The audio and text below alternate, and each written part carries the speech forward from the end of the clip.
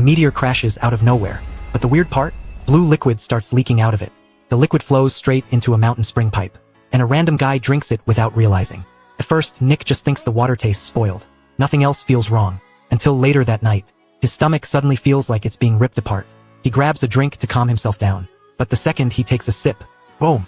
The pain explodes through his body. Nick clenches his fist.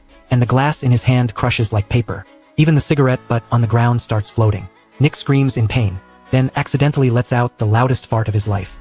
And somehow, the pain instantly stops. The bartender runs outside, sees the destroyed tables everywhere, and assumes Nick got wasted and trashed the place. Nick stumbles back home, lies on the bed, reaches for his lighter, and suddenly the lighter flies into his hand by itself. Nick freezes. Wait, what? Right then, his phone rings. It's his daughter. One sentence changes everything. Mom is dead. Nick rushes to the funeral.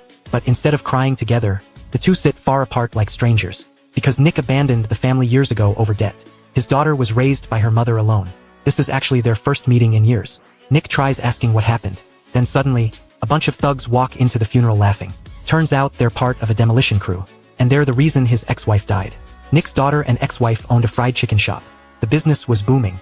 But the city wanted the whole area demolished. They refused to leave because the compensation was garbage. So the crew sent gangsters to scare them out.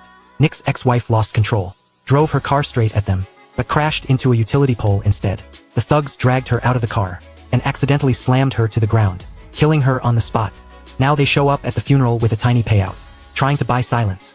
Nick's daughter throws the money back in their faces, tells them to get the hell out.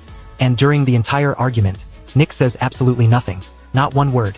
That's when his daughter realizes her father is a coward. She coldly tells him to leave. On the walk home, Nick can't stop thinking about that look of disappointment. Then suddenly, he waves his hand and realizes something terrifying. That meteor didn't just poison him. It gave him powers.